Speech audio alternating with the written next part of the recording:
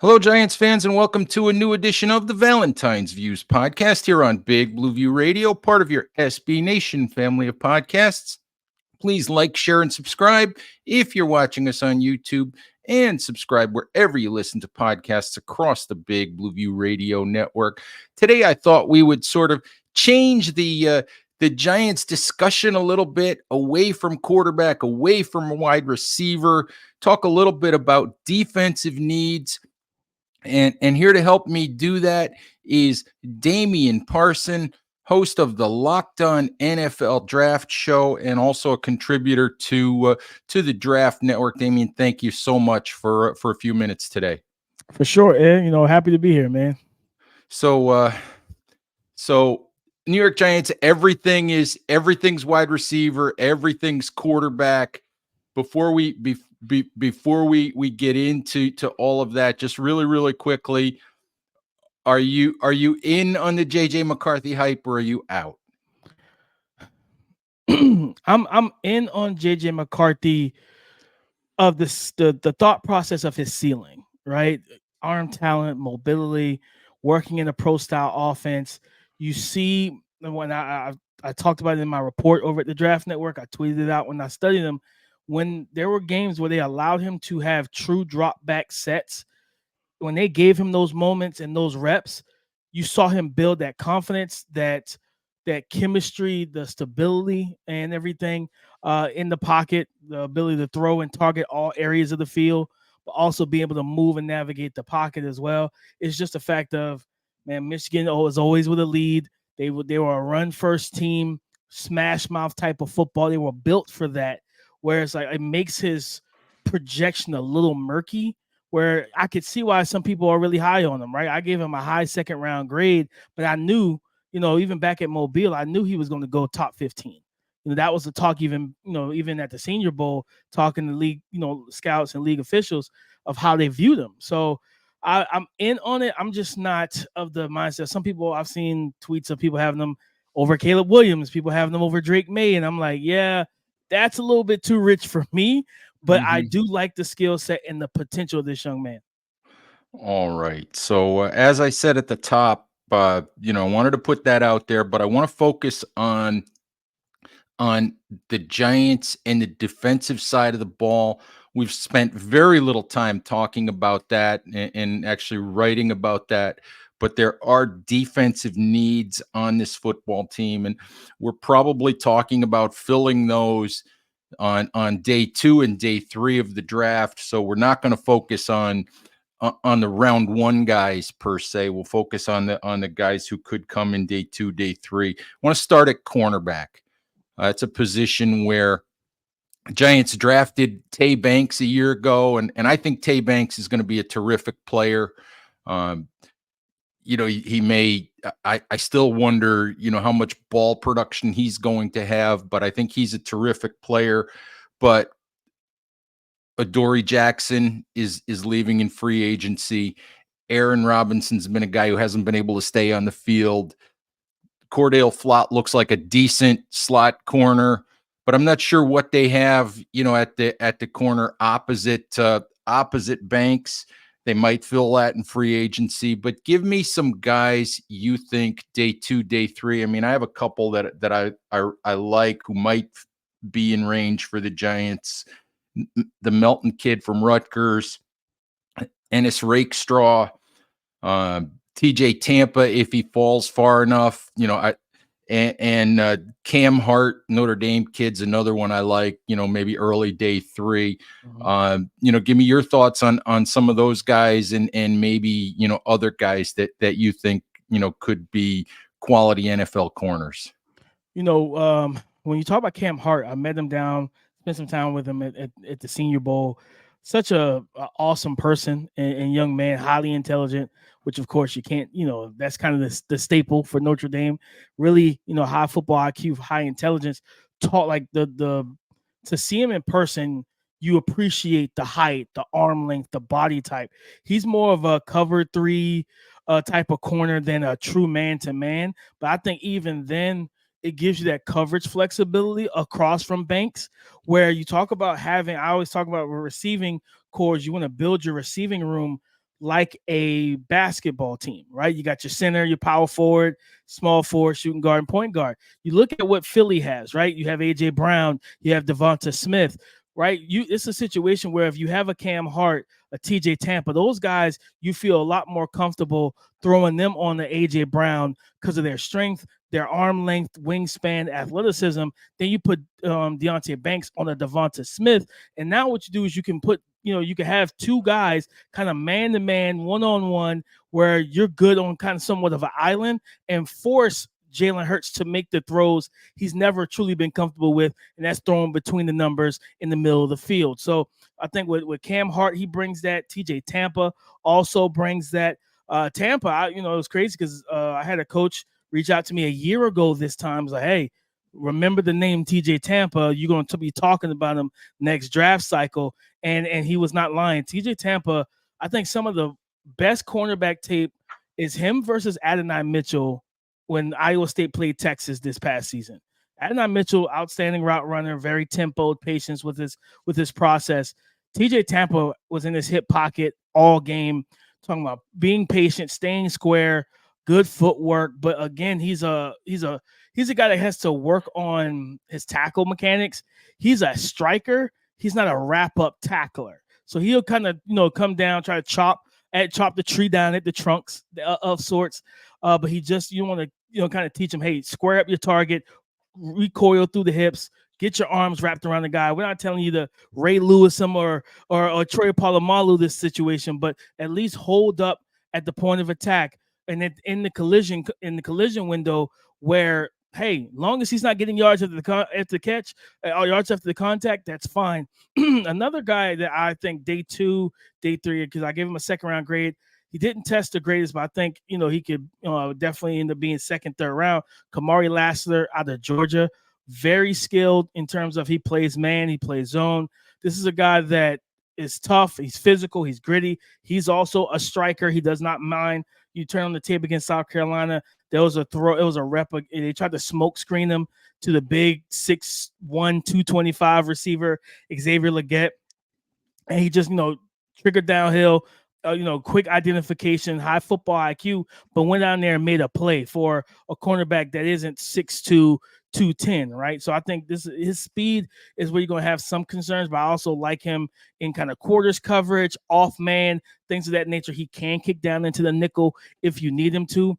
One of my favorite corners in this class, and it's funny you mentioned Adoree Jackson because it's kind of the same arc in terms of like college career. Mike Sanderstill over at Michigan, a young man that began his career at Michigan at wide receiver and played both sides of the ball, similar to how Adoree did at USC.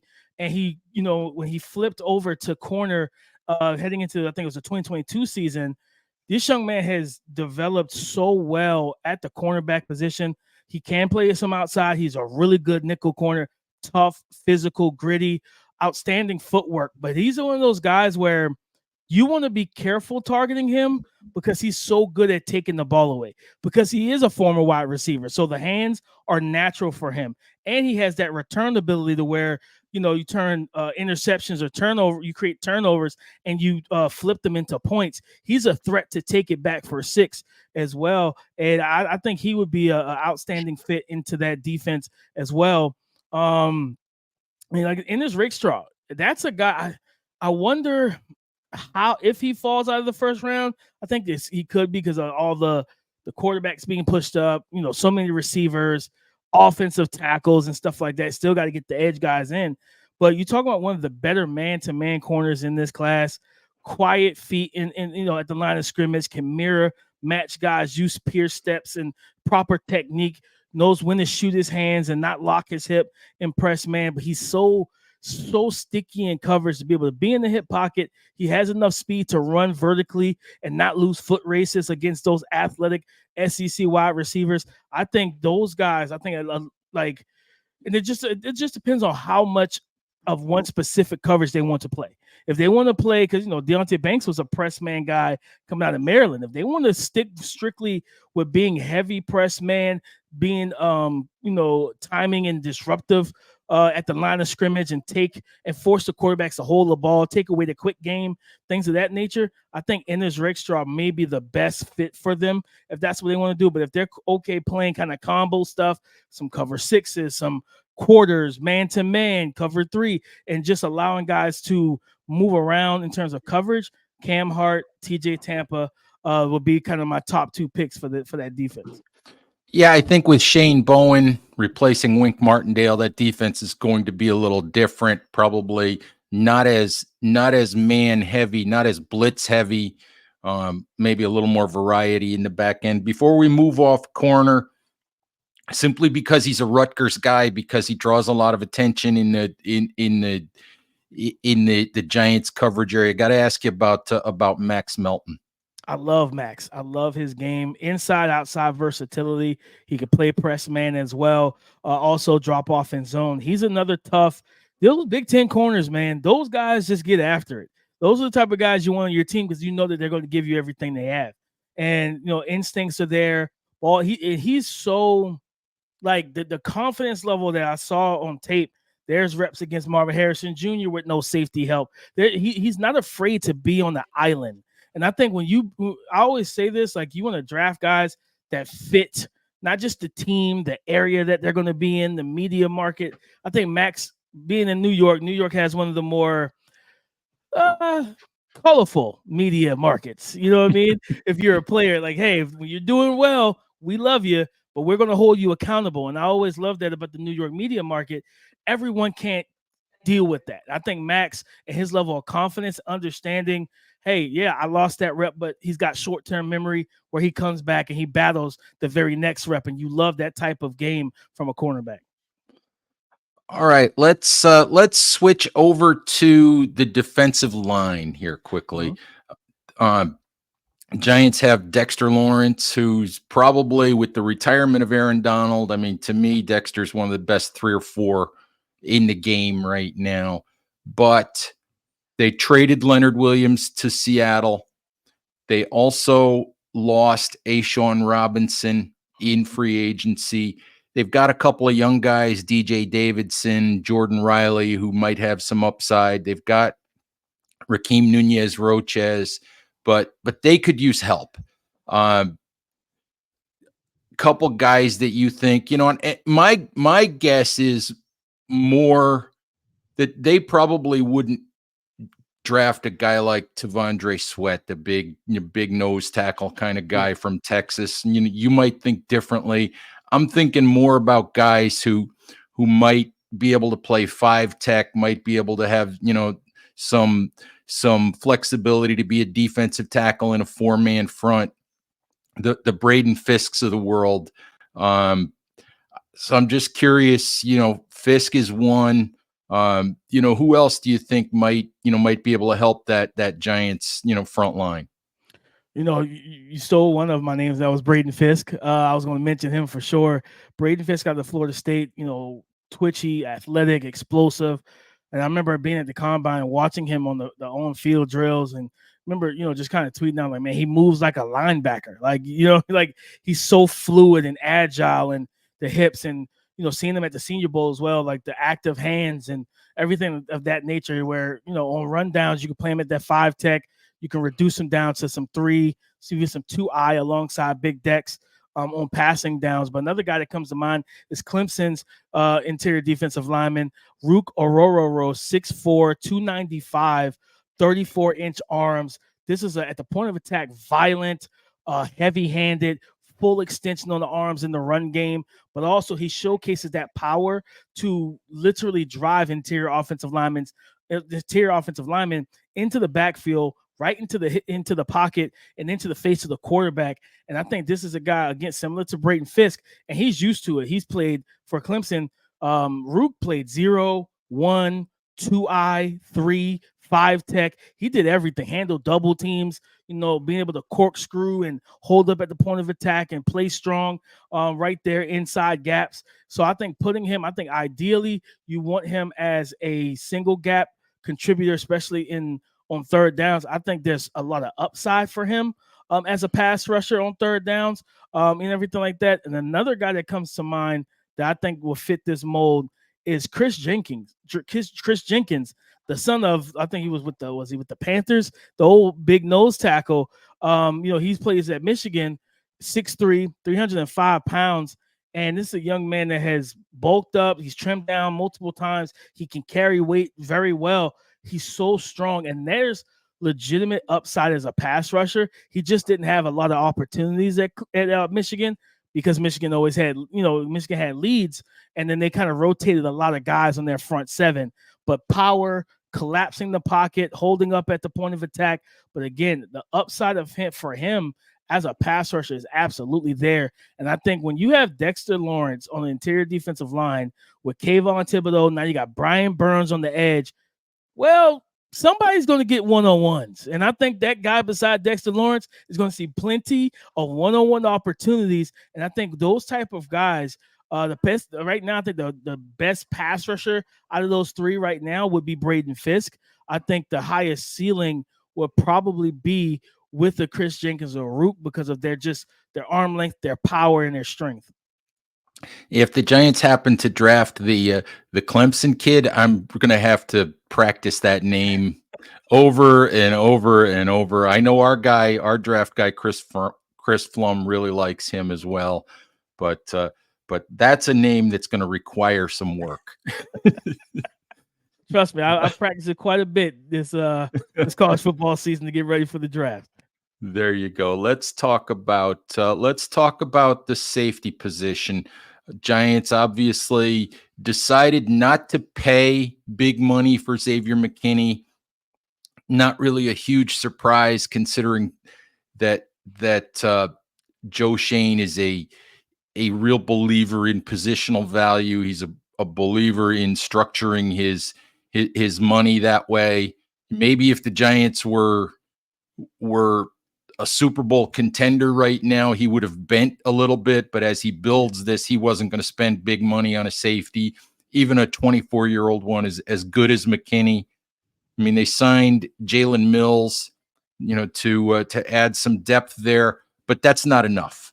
And I don't know that there's a starting caliber safety, out there in the middle of the draft, but give me a couple guys you think could help there in the long run. Starting out with Texas Tech's Dadrion Taylor Demerson, I believe he went down to the Shrine Bowl. This young man, versatile, can play free safety, can play strong, can play nickel, high instincts and IQ, can read and diagnose coverages and route concepts very well to understand, if he's in zone, to understand what routes are threatening his area and being able to take the ball away. He can work as a low hole and then retreat type of player where he kind of works down from high into a robber and kind of, as a rat running down into the middle area of the field, but then also having the instincts. If there's like there was a rep, I can't remember which game it was, where they tried to run a backside bender deep over behind him as he's like the low hole safety. He identified it, flipped his hips, turned around, and got right underneath it and created. I think he broke the pass up, and it was like, but when you see it initially, you're like, oh, this is an open read for the quarterback, but it really was not, because just how talented this young man is. Another guy that comes to mind that I really like is Jaden Hicks out of Washington State. Tested well at his pro day. I believe he's around 6'2", 200 plus pounds. I think 215. He may be the most violent. It's between him and Wake Forest's safety, Malik Mustafa, in terms of most violent hitters in the safety room, in this safety group. Guys that will absolutely punish you and bring that physicality that we have missed in the defensive secondary for some time, in my opinion, where guys just literally come downhill and they want to hit. They want to thump the running back. They want to hit the tight ends and those receivers, and bring back the fear of running across the middle of the field. Like, let's bring that back to football legally, of course. In between. I was going to say they're allowed to do that. Right. Like, you gotta find a way to do it legally to the rules that they put in, right? Can't hit too high, can't hit too low.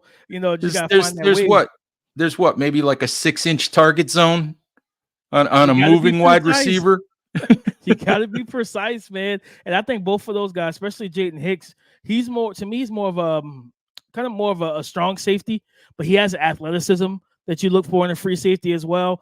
Guy, I think putting them in like zone coverages, cover three, letting them be that kind of low hole safety, working back in the anywhere from that 5 to 12 yard window can really take away and eliminate passing lanes, but being a +1 in the run game. And when you have to deal with, that Washington's going to run the ball with Brian Robinson Jr. once they get a rookie quarterback in there with the second pick in the draft. That Dallas wants to get back to running the ball, and Philly's going to run the ball, whether it's with Jalen Hurts or with the running back. Having physical guys at the safety position is going to help nullify some of that. And I think Jaden Hicks may be one of the best, if not the best, in this draft at that.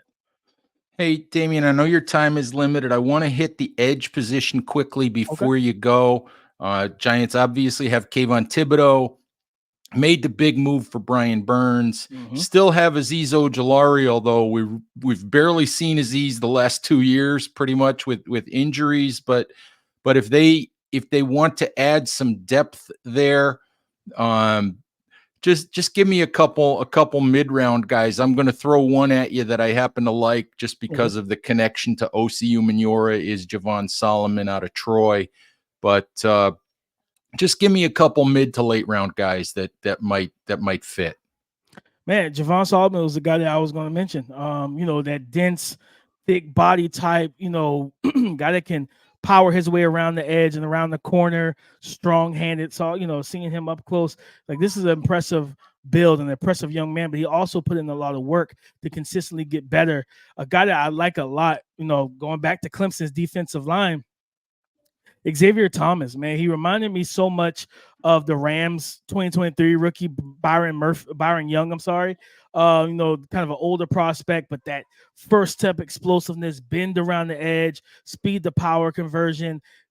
Xavier Thomas brings that as well. When you're talking about me in a late day 2 into day 3 type of pick at 6'2", 255, this young man gets after it. Like I said, that first step, quickness and explosiveness, he has multiple hand counters in his bag. And I think just bringing him as a DPR when you have a Brian Burns and you have a Kayvon, and with Kayvon's ability to kind of line up on tackles and ahead of guards as a stand-up rusher, talking about kind of bring it back. I don't want to dare I say those championship NASCAR packages, but bring some semblance of that back where you have a lot of speed on the defensive line. Let big Dexter Lawrence be that zero tech, still commanding that double team. Now you got Burns outside, Thomas coming off the bench in fourth quarter games where offensive tackles' legs are tired, man. It's the fourth quarter. We've been playing 60 snaps, and this guy just trots onto the field. He's only played 20. His legs are fresh, and now you have him flanking either Brian Burns or Kayvon Thibodeau,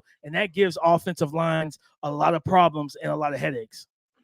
All right. Like I said, I know that you have to run. I know that you've got something going on here pretty soon. So we'll let you go. Just let folks know quickly, if they don't, where they can find you on social media, where they can follow your work. Absolutely. On Twitter, or X as it's now called, DP_NFL. Check out all my work in scouting reports over at the Draft Network, the YouTube channel for the Draft Network, and of course on YouTube or on audio, your favorite audio platforms, the Locked On NFL Draft podcast. We record 5 days a week. Just dropped an episode today interviewing Virginia wide receiver Malik Washington. So if you want to know about that young man, definitely go. It was a great interview. Outstanding young player in person. So go check that out. All right. Thank you very, very much for a few minutes. Giants fans, thank you as always for listening. Please stay safe out there. Take care of each other, and we'll talk to you soon. Bye-bye.